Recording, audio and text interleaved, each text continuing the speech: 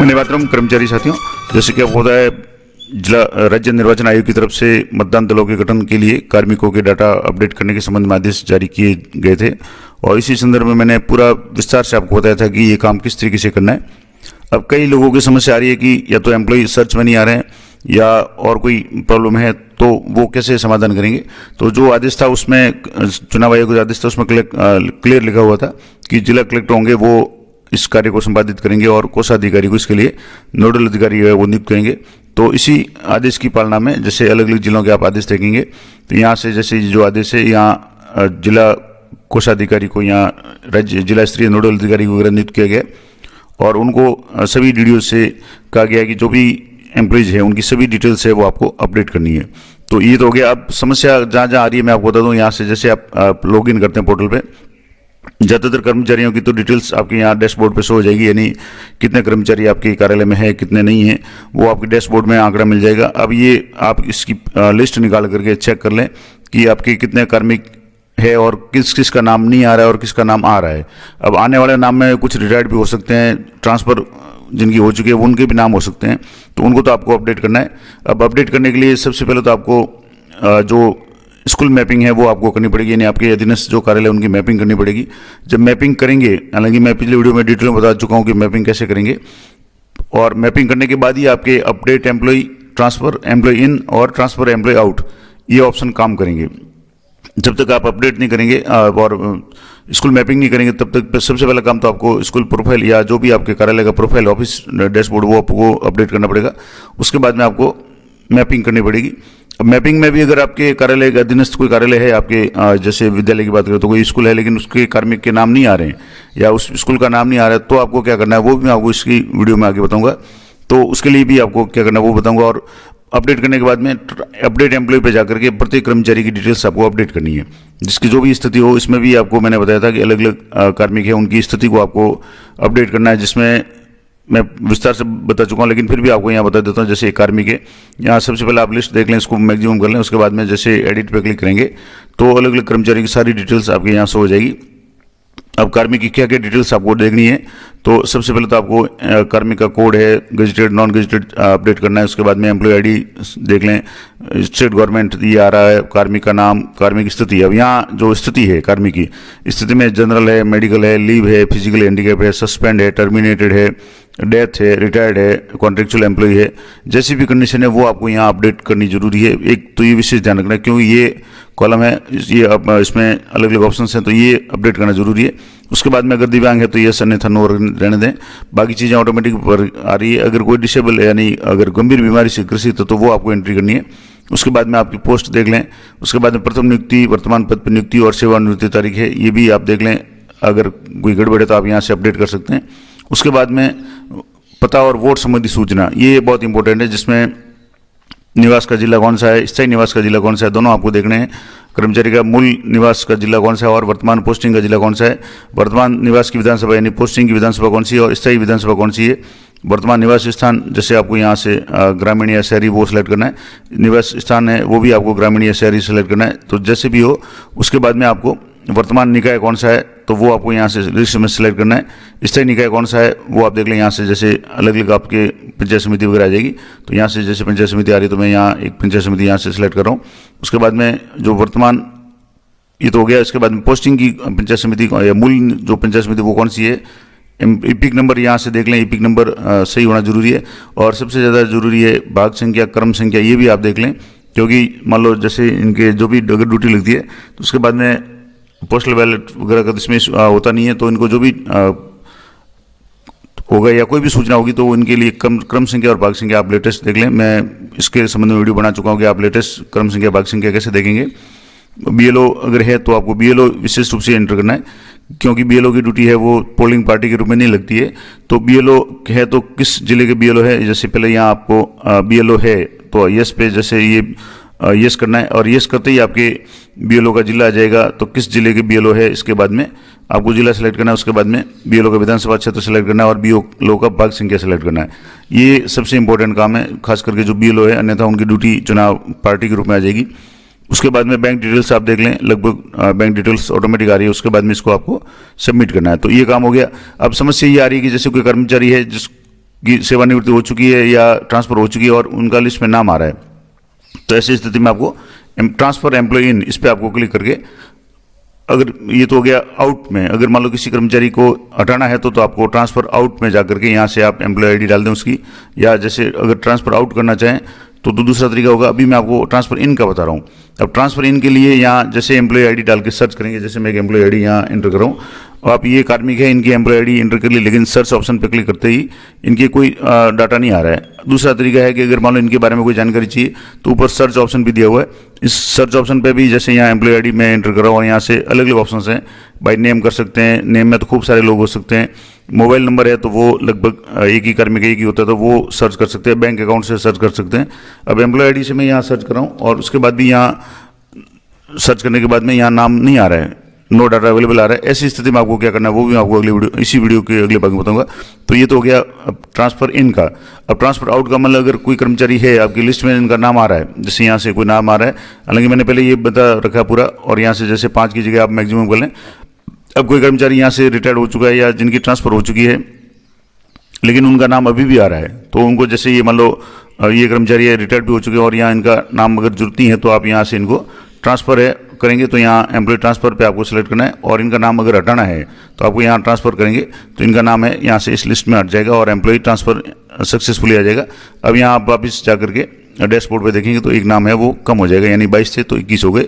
अब इनके लिए सबसे जो समस्या आ रही है वो आ रही है एम्प्लॉय इन की, क्योंकि एम्प्लॉय इन नहीं हो रहे हैं। सर्च ऑप्शन पे काफ़ी क्लिक किया, कुछ भी किया, सर्च ऑप्शन पे भी जाके देख लिया, ट्रांसफ़र इन पे मैंने NIC आईडी डाल के भी देख लिया, एम्प्लॉय आईडी डाल के भी देख लिया, लेकिन दोनों तरीके से सर्च नहीं हो रहे हैं। शुरू में तो सर्च हो रहे थे, लेकिन आज ये कुछ टेक्निकल इशू आ रहा है, तो हो सकता है साइट का भी प्रॉब्लम हो, और नहीं है तो आपको जो मैं आपको आदेश बता रहा हूँ, इस आदेश में आपको क्या करना है कि आपको जैसे ये पूरा डिटेल में तो पहले मैं बता चुका हूँ, तो आपको जैसे पोर्टल का लिंक है, यूजर आईडी आपके DDO कोड है, इसके अलावा डिफ़ॉल्ट पासवर्ड 1 2 3 है, ये सारी करने के बाद में आपको ऑफिस अपडेट करना है।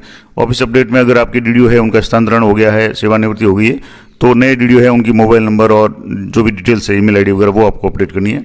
उसके बाद में जो मैंने एक समस्या बताई थी मैपिंग वाली, कि आपके DDO के अंडर में जो भी कार्यालय होंगे, ऑफिस होंगे, वो सारे उसमें लिस्ट में शो होंगे। अगर लिस्ट में शो नहीं होते हैं तो आपके पास में एक अनमैप्ड ऑफिस की एक लिस्ट पास में शो होगी, उस लिस्ट में से आपको अपने जो भी अधीनस्थ कार्यालय उसको सिलेक्ट करना है।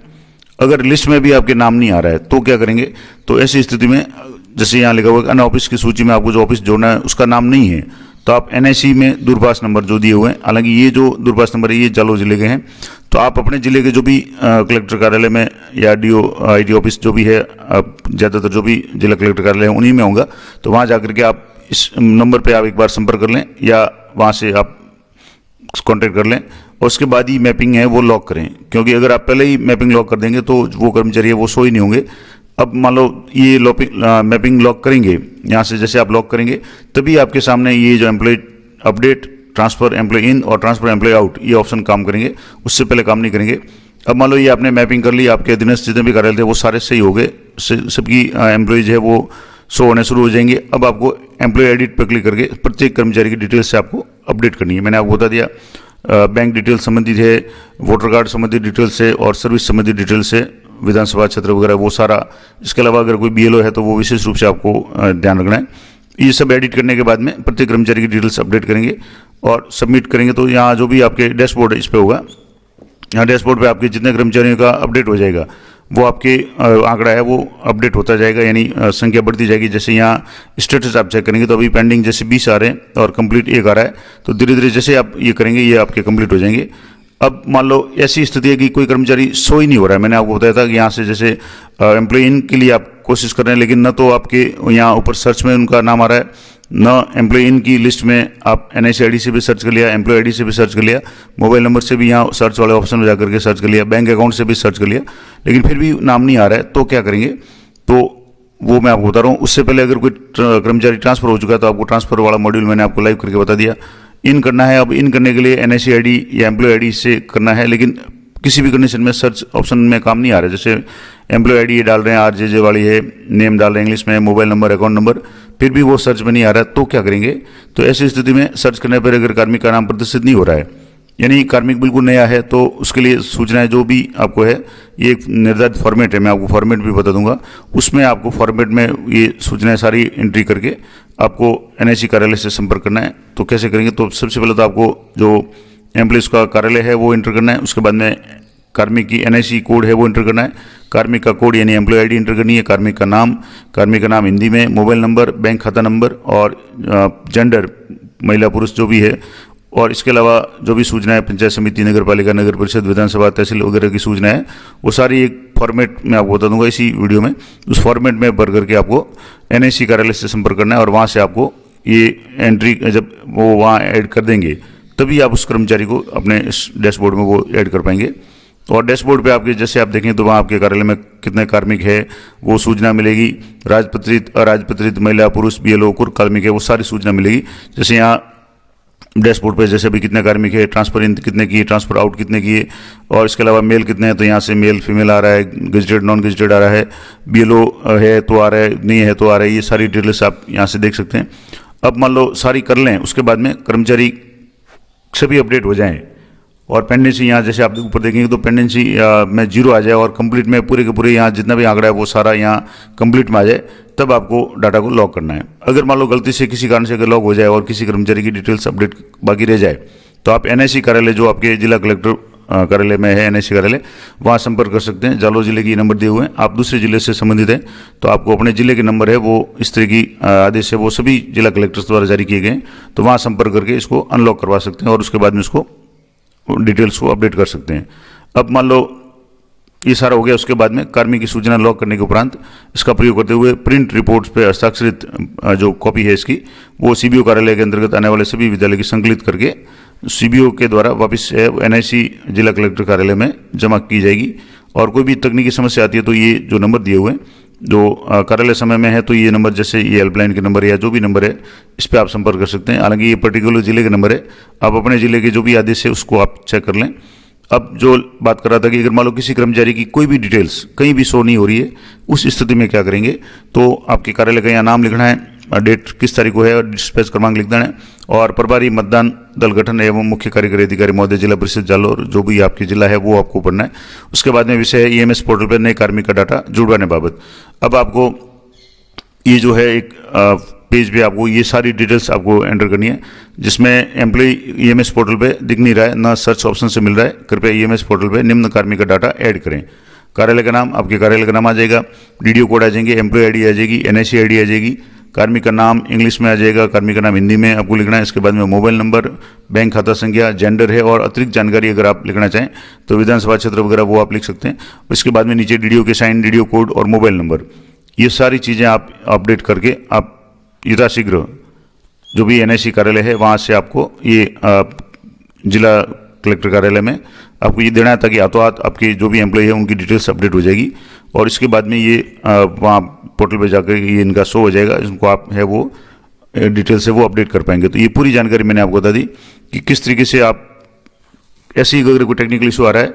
अब दो समस्या मैंने आपको बता दी, अगर कोई कार्मिक कि एम्प्लॉय आईडी किसी भी तरीके से शो नहीं हो रही है, यानी सर्च में कार्मिक नहीं आ रहा है, तो क्या करना है, तो आपको डाटा ऐड करवाना पड़ेगा एनआईसी से। दूसरा, अब एक और टेक्निकल इशू जो आ रहा है कि दिन में ये साइट है बहुत धीरे चल रही है या नहीं के बराबर चल रही है, तो ऐसी स्थिति में आप सुबह या शाम ये काम करें। जैसे मैं अभी सुबह ये वीडियो बना रहा हूँ तो साइट है अच्छी तरह से चल रही है, शाम को भी चलती है, लेकिन दिन में जैसे ही थोड़ा लोड ज़्यादा होता है तो हो सकता है। दूसरा, आप ब्राउजर चेंज कर सकते देख सकते हैं, जैसे कई बार क्रोम में है वो साइट थोड़ी सी धीरे चलती है या नहीं चलती है, तो आप मोजिला फायरफॉक्स या अन्य कोई सी ब्राउजर में भी काम कर सकते हैं। दूसरा, नेटवर्क की स्पीड अगर कम होगी तो भी आपके ये इशू रहेगा, साइट थोड़ी सी ओवरलोड है तो धीरे चलेगी। तीसरा कारण ये भी हो सकता है, कई बार जो आप बार बार आप सर्च वगैरह करते हैं तो जो कैचे हैं वो आप कैचे क्लियर करते रहें, यानी जो ब्राउज हिस्ट्री है उसको आप बार बार एक बार क्लियर करते रहें, ताकि आप जो है वो नए सिरे से लॉगिन कर पाएंगे। फिर भी अगर टेक्निकल इशू रहता है तो सबसे आसान तरीका तो ये है कि आप डिटेल्स है उसको आप अपने पास रखें और जब भी आपको समय मिले सुबह शाम वो आप कर सकते हैं। और जैसे ही ये डाटा फीडिंग का काम काफ़ी हद तक सही हो जाएगा, उसके बाद में इसका लोड है वो कम हो जाएगा। तो ये थी संपूर्ण जानकारी, आशा करता हूँ आप लिए हुई रहेगी। तो इसी तरह की लेटेस्ट अपडेटेड जानकारी के लिए चैनल पर बने रहें। जानकारी अच्छी लगे तो वीडियो को लाइक करें, शेयर करें। मिलते हैं नेक्स्ट वीडियो में, तब तक जय हिंद, जय भारत।